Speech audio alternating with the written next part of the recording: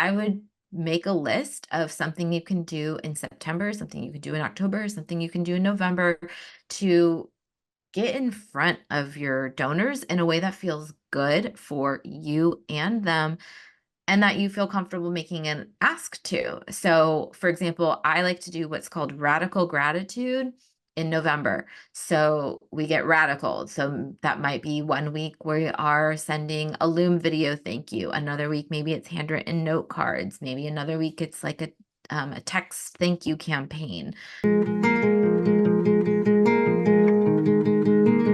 Welcome to the Moxie podcast. We are in our last week of this month of just talking about nonprofit strategies. So I haven't done this in a really long time, I feel like, where I'm very specifically talking to nonprofit leaders, fund developers, executive directors. I talk in very wide terms of social entrepreneurs. And so I'm really excited to bring it into kind of that nonprofit space. And I'm really pumped to be ending this month with my good friend, Jess. So welcome to the podcast. Hey, thanks for having me back. I know. I was like, this is your second time, third time, fourth time, second time. I think second. Yeah. I love bringing guests back. So I had someone earlier this year on and I was like, this is your second time, right? And they're like, no, I think it's my fourth. And I'm like, oh my goodness, I really invited you back a lot. No, awesome. Welcome. I am just thrilled to have you here. I would love for you just to kind of remind our listeners just who you are, where you're coming from, and what you're best known for. Yeah, absolutely. So, hey everyone, I'm Jess Campbell of Out in the Boons. I help nonprofits discover donations in their email lists. So what that looks like practically is me writing a lot of mostly emails via campaigns to help your organization raise money. I am coming to you from Southern California on a really gorgeous, beautiful, perfect day. It's pretty I feel like perfect. I see that. I see it coming through We your have window. I gotten love when you so get the natural lucky. light. Yes. Yeah, And this summer, I mean, there's still time, but it's been perfect.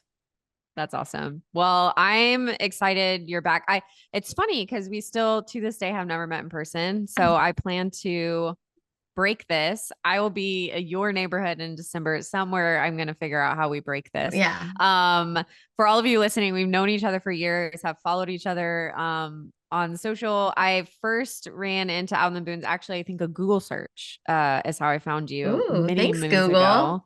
Yeah, I want to say it was pre-COVID.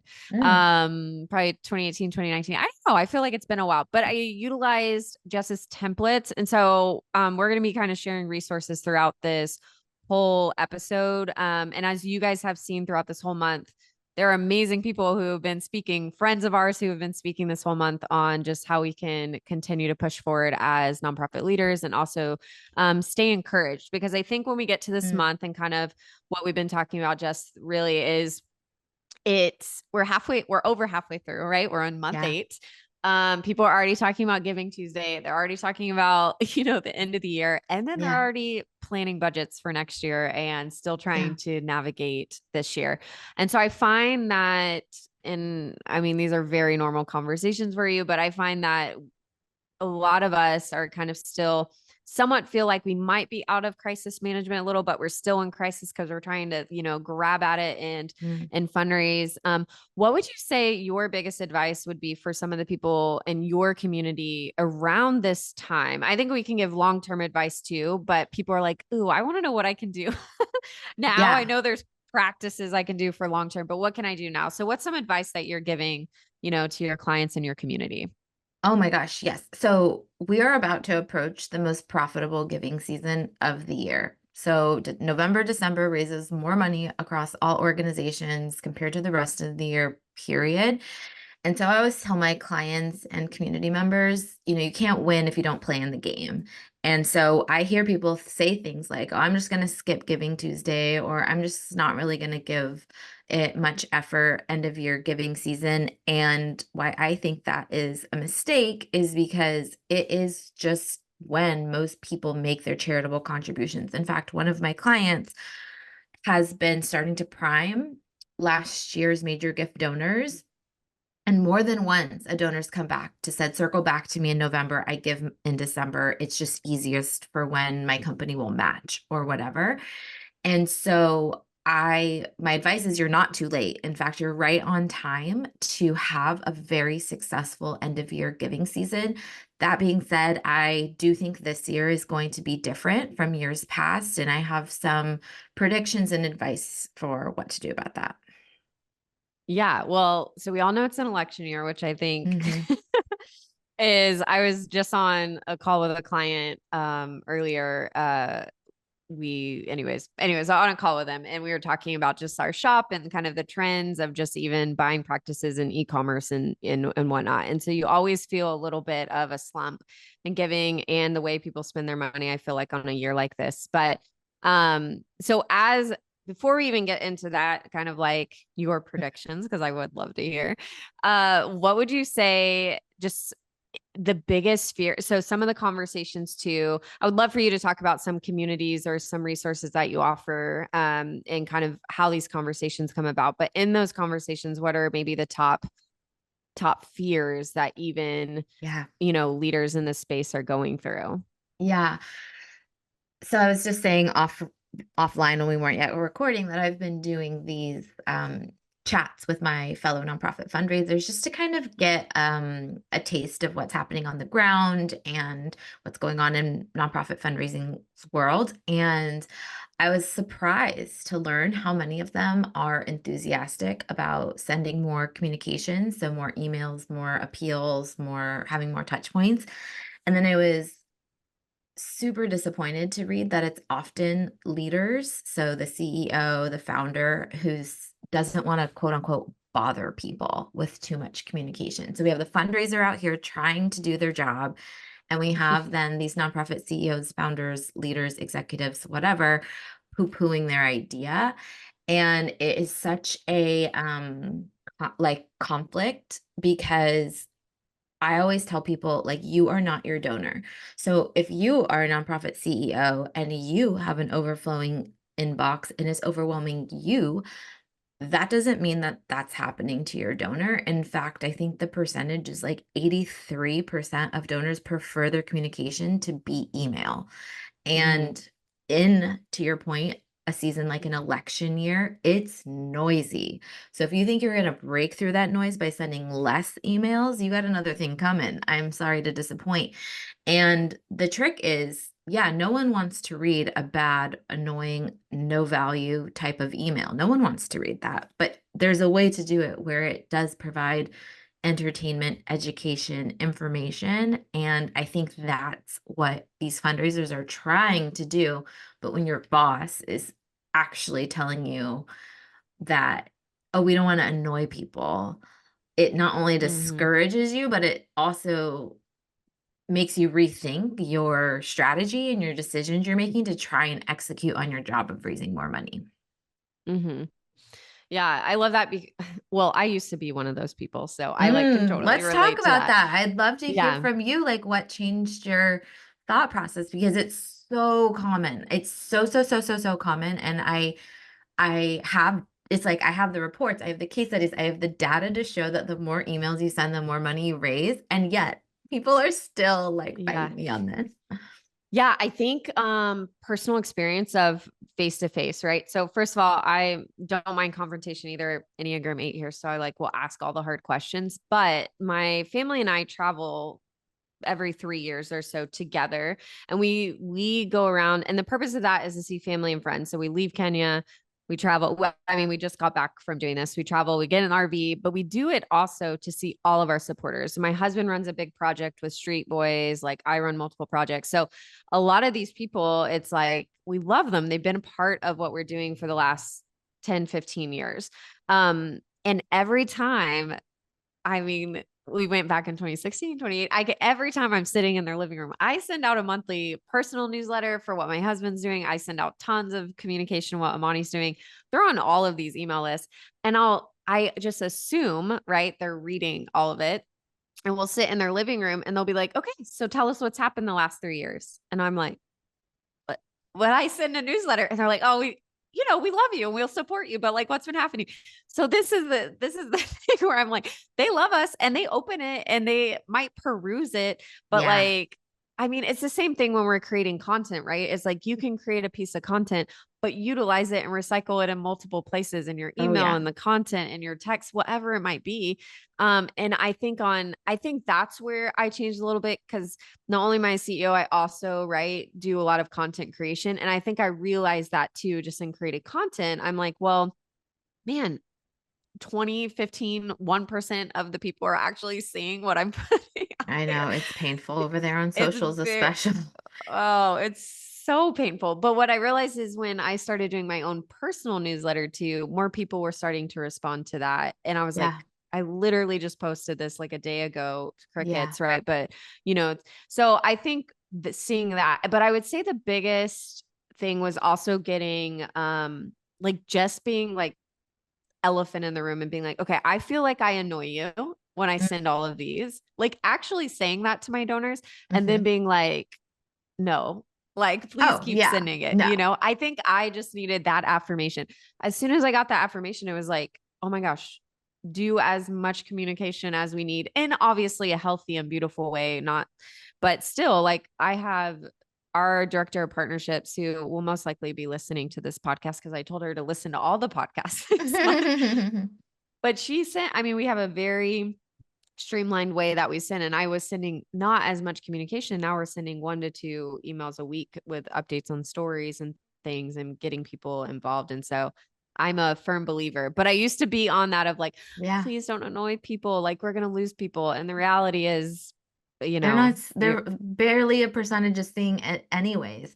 yeah. Yeah, I mean, the things I'll say just again is you are not your donor, so stop projecting whatever's going on with you onto them. That's good. And and the other thing I'll just like you are not your donor's priority, right? Their priority is their family, getting their kids to school on time, making sure everyone's clean, fed, housed, like it's their job. Like it's all of these other things. And so if you can just you do have to do work at capturing attention, and it's very hard to do that if your frequency is dialed way way low.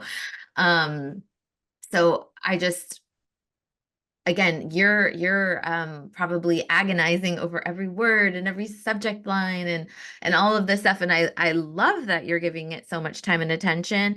And yet I mean, we have an email going out tomorrow about like email doesn't need to be complicated. It can be fast and punchy and like updates from the program or updates from what's happening on the ground, and Mm-hmm. honestly, like the more casual the better.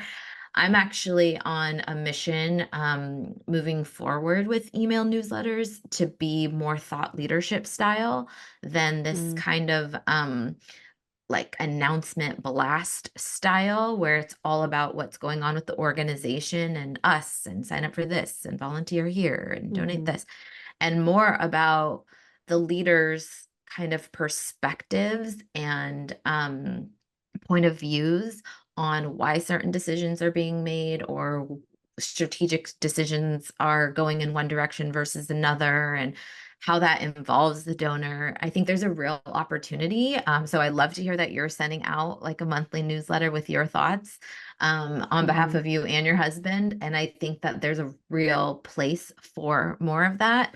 But it's again, it's going to be really impossible to do if you're not letting your staff do that. Mm-hmm. Yeah. So my question to you now on this, because I think another hesitation with reaching out to donors, whether new, old, cold, whatever it might be, is Mm, the cultivation of relationships. So feeling like, oh, I haven't even touched them in a while. yes, How do I even start? So what would you totally. say to that, Yes. especially it being August, almost Yeah. September, Yeah. and then So wanting to start to reach out to them? 100%. And I get it. Like asking money from someone who you haven't been in touch with feels yucky. And so in an ideal world, we would never let that happen, right? We would always, like I say, like to keep our donors warm. But I also realize that life happens and things get in the way, and you are but a human. And so I would first say to let go of the guilt, because that's just going to hold you back and hold you down. The next thing, in my opinion, to get through that is to take action.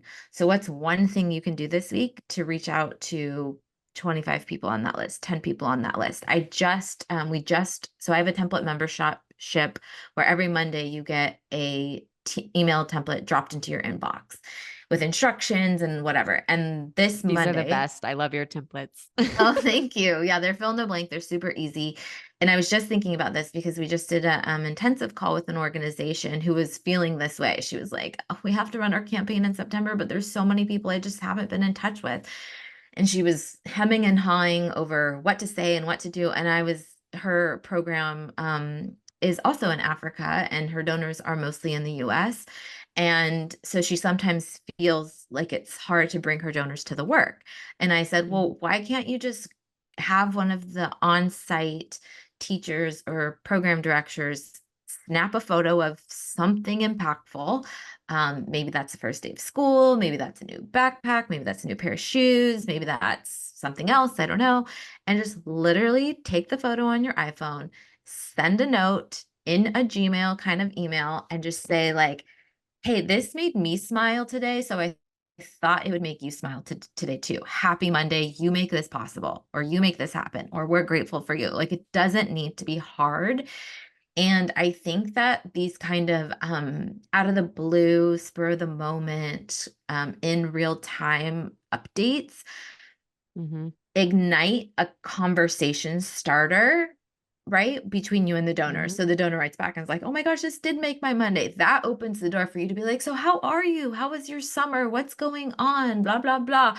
And then you start this back and forth. And now you have a conversation where you feel good about Mhm.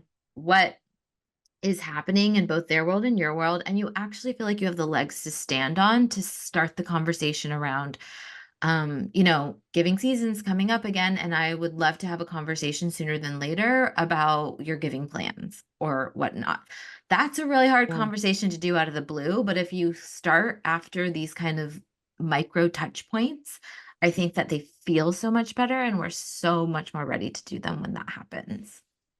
Yeah. And I like that you mentioned that because so I'm the kind of person, everyone digests their email differently. If Mhm. you send me a perfectly curated email, I'm one of those people that's just going to mark as read and I probably will never like open it. But Mm. if it's like a text, like almost just a simple HTML type text look Yeah. email, right? Yeah. Like I will read everything. So I was telling my team this because I find that even on in the product world too, when we're looking at different ways that companies are doing, they'll do just simple emails from the founder. And I Yep. will most likely read that and know the sale that's happening versus, again, a beautiful curated email. So obviously we Yeah. do all the above. But I like the real time thing. So I was just in Turkana, and this is a great story. We had switched over anyways, we're switching over the way we're doing operations there, and I'm like, we need some sponsorship for some of our women, and so I'll do a woman to woman program and like build this out. So I literally was on my notes, like typing my experience with my women that day. Very simple. And I sent it to a handful of women that are just have advocated for us. And we have 16 women up there. And we, within a 20, well, not even 24 hours, within 4 hours after people read that, we got 5 of those women sponsored because they were just like, yeah, that was amazing. And you were sitting there and the same thing. So I love that you mentioned that because I think Mhm. it's the same thing. Like it was like, gave them a quick photo of me with them that day, my Yep. experience of me talking to them, what real time was happening. And it probably was, I don't know, maybe a small little paragraph of like, hey, this is on my heart and I just want to share. And I'm literally Yeah. typing in the back of the car and I sent it from my phone.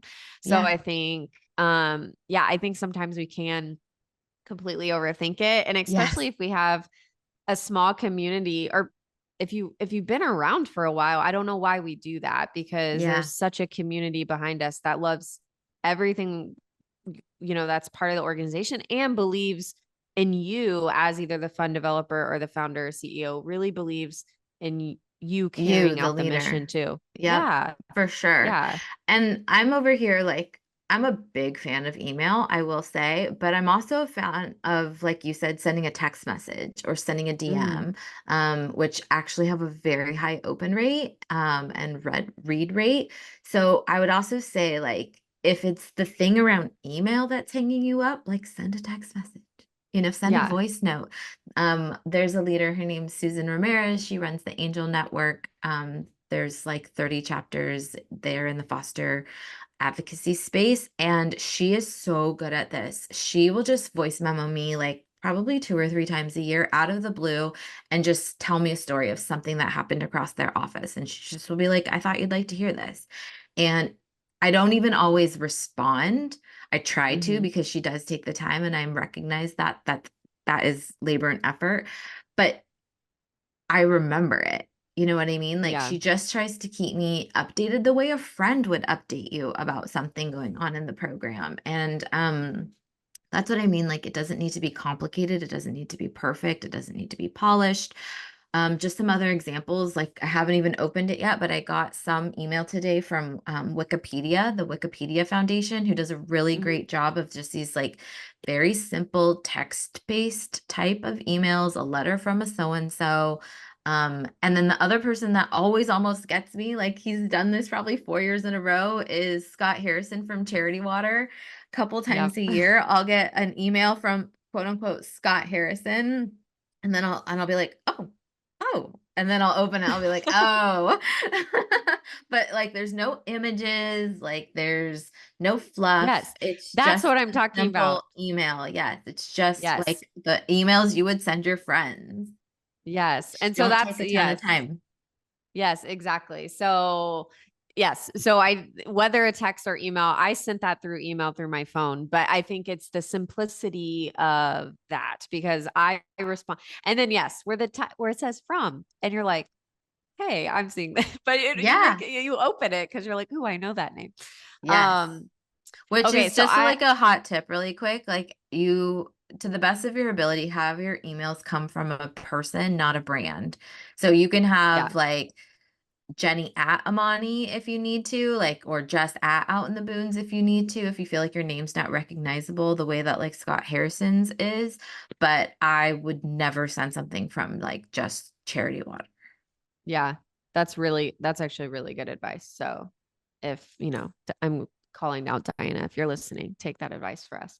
Yeah. Um, no, no, that's really good. Okay. So I want to hear your predictions. What are some Mm. predictions that you have going on for this year? Yeah. So this is predictions based on data and fact. Like I'm not just like magic balling it over here.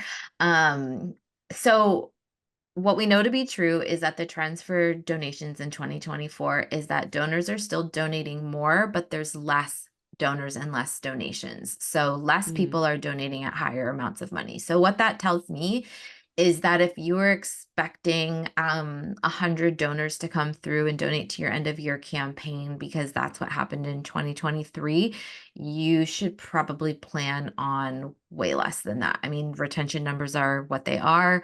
At my last check-in, it was, I think, around 46% of retention numbers for donations, which is mm, painful. And it's only like 18% for donations that are $100 mm, and less. So they're very, very, very low. So what I'm saying is that if you haven't spent the year list building and audience building with new people into your audience, there's still time. And I would put some energy into that over the next, let's call it 75 days. So that's adding people mhm, to your email list, growing your social followings, things like that, getting prospects identified, things like that.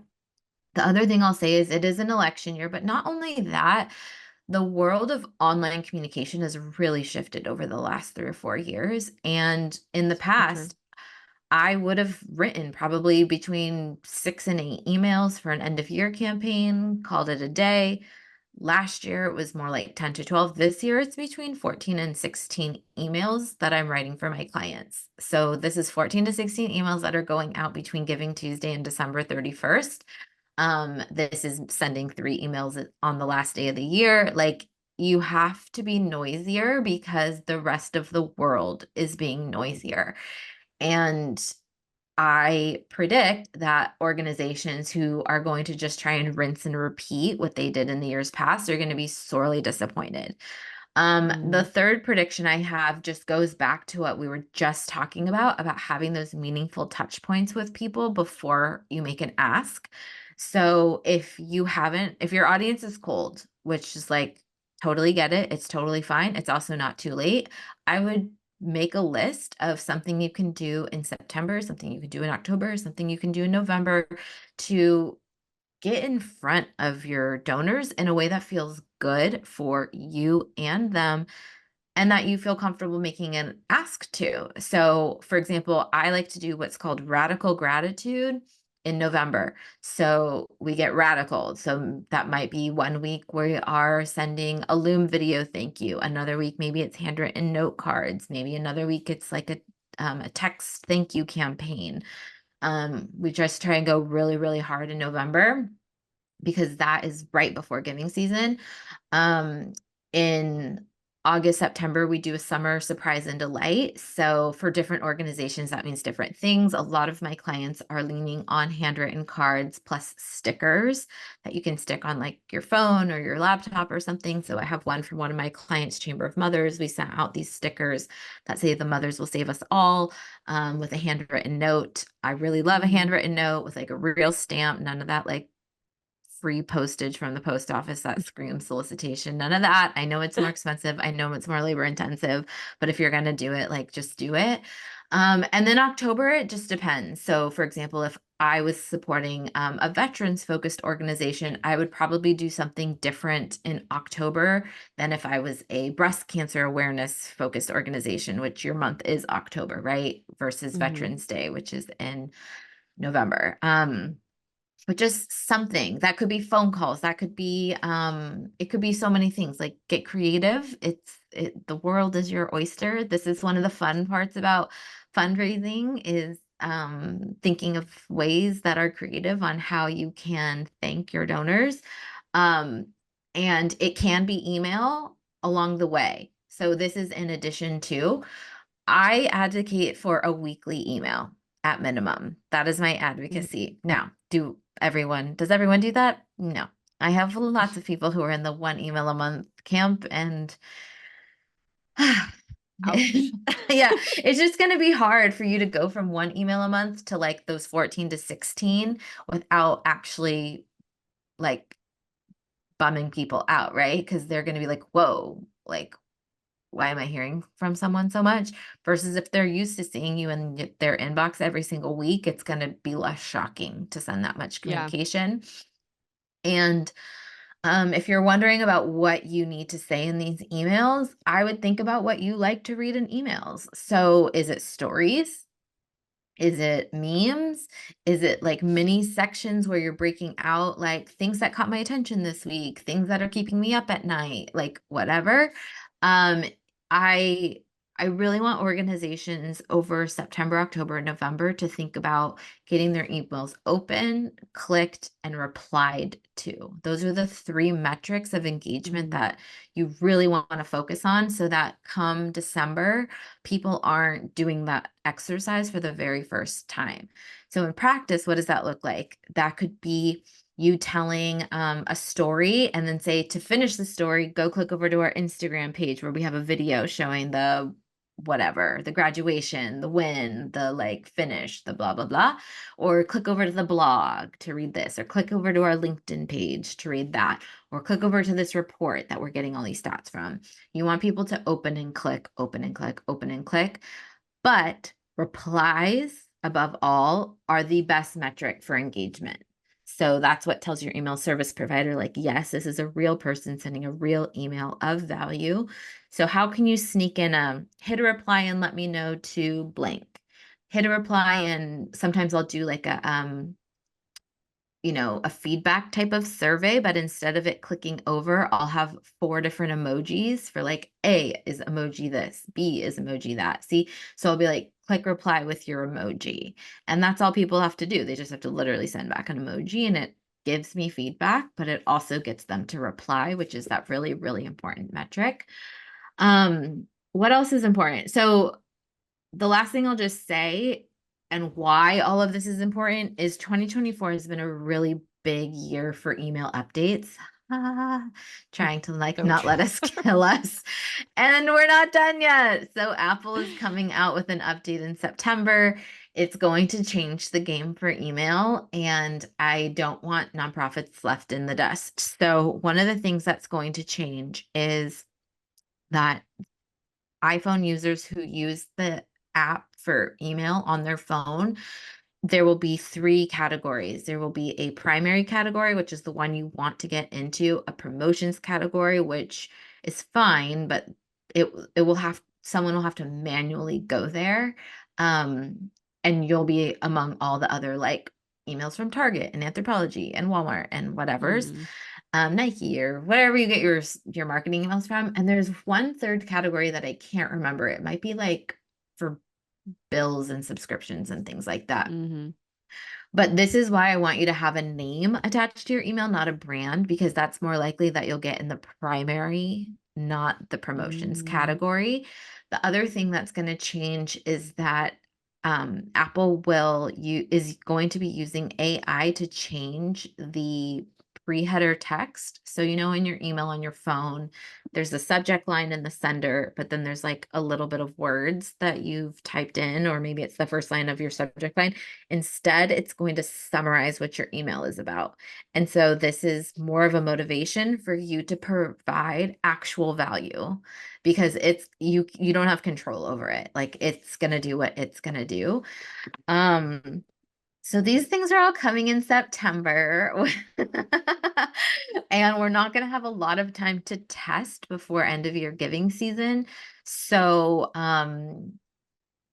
yeah, and if you haven't already done it, Gmail and Yahoo went through their updates, and it's really important to make sure like your DMARC and your DKIM and all these fancy schmancy words are connected and up to date. That is not my level of expertise. If you need someone who has that expertise, shout out to Rachel Beerbauer of Sprouted, because that is not what I do, but that's what she does, and it's worth every penny and not a migraine to figure that out with her. So these are all things that you need to be up to speed on. Have I in the overwhelmed podcast. everyone? I know. I was like, and mic drop into podcast. Everyone need to take your notes, because this is why I had you on this is perfect. I was like, this is why we're wrapping up the month with Jess. That was such good information. I hope I would rewind and listen to all of that again. That was so good. Thank you so much for sharing such valuable information and just always showing up with transparency and sharing resources and just advice. It's so needed. And I think people do need to be ready for even like for all of those updates. It changes the way people engage with us, the way we're seen. So just even hearing all of that is really, really important.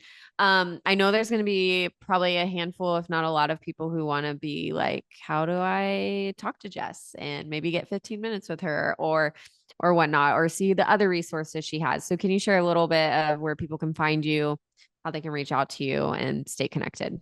Sure. Yeah, you can find me on LinkedIn, just Jess Campbell. There might be like 500 million of Jeff Campbells out there. So Jess Campbell out in the Boons.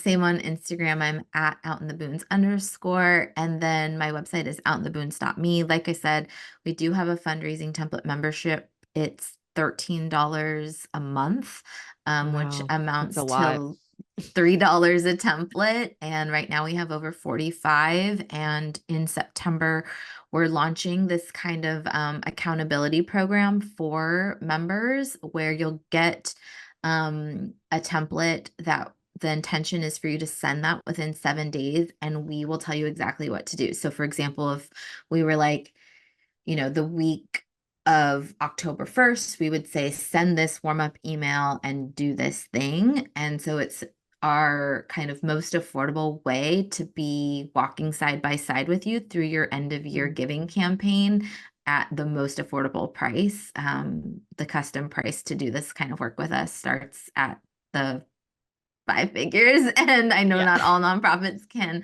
afford that. And so this is a way where you will have support. You will be given the roadmap. You will be told what to do. And I am confident that the folks that follow our advice will be successful. Yeah, no, that's awesome. Yeah, all the work that you put out there. And if anyone has ever looked into one-on-one consulting that even equates to what Jess offers, it has a good penny on it for every reason. So I would say look that up. We'll also have all that information in the show notes. Um, But I didn't remind you of this, but we always end our podcast with one last thing to live by. So do you Mm. have any last words of wisdom, encouragement? I mean, you gave amazing advice. So, but any just like last words of encouragement for people as they're again ending August, going into September, and just taking those deep breaths to get to the end of the year? Mm. I mean, one thing that I've been thinking about lately is, especially for organizations who are in the startup phase, or maybe you've been at this for 10 years, but it's been slow and like you feel that. I have been thinking a lot lately around the fact that that is a really difficult time to be in. Like, to start anything from scratch is difficult. And to be gentler and kinder to yourself, because it is harder in some ways. Like, I'm not saying that once you meet certain milestones, it's going to get easier, but I was just thinking about how when I was a director of development at an organization that raised, I don't know, 10 or $15 million a year, and I had a expectation of raising $1 to $2 million a year, we just had like 50, $100,000 gifts that would just come on repeat because the person had been giving at those amounts for years and years and years. And I barely had to do any work, but I got all the credit for them. And I was thinking how different that is for organizations who are just at the beginning, trying to build relationships with people at any level, and how difficult that is to do. And so my one word of advice is like, you're doing great. You're doing great, sweetie. And to do what you can to prioritize rest, and to work smarter, not harder. So for example, if you are someone that you're listening to this whole podcast and you're thinking, gosh, I would love to send more emails, but I am not a strong writer, I'm not a fast writer. Well, we've just provided a resource for you for $13 a month that make it really super duper easy for you. So for less than $150 a year, boom. Or, can I send 15 text messages today? Can I show up as a thought leader on LinkedIn once a week for the next 12 weeks? Like, there's things that you can do to get in motion that will serve you. But I also want to acknowledge that this time is hard for especially, like I said, those smaller and younger organizations, and just to be kind to yourself. It's so good. It's literally my hat right beside me. It says cultivate kindness. Mm-hmm. Yes. Be kind to yourself. We love all of you out there. Just thank you so much for joining the Moxie podcast and this community. Again, I might ask you, Yeah. in another year or so to come back on. Anytime. Um, It was but nice thanks for chatting with just you. being a part of it. And again, guys, we'll have everything in the show notes. Stay encouraged. Like we mentioned last month, we were just talking about kind of the end of the year or mid-year crisis and how do you get over that kind of emotionally and mentally. And I think, as Jess said, work smarter, not harder. So there's so many resources out there. There's so many leaders out there like Jess and everyone you've heard this whole month who can support you in different ways or keep you accountable, or there's communities out there asking these questions. So find those, plug into that, know that you're not alone.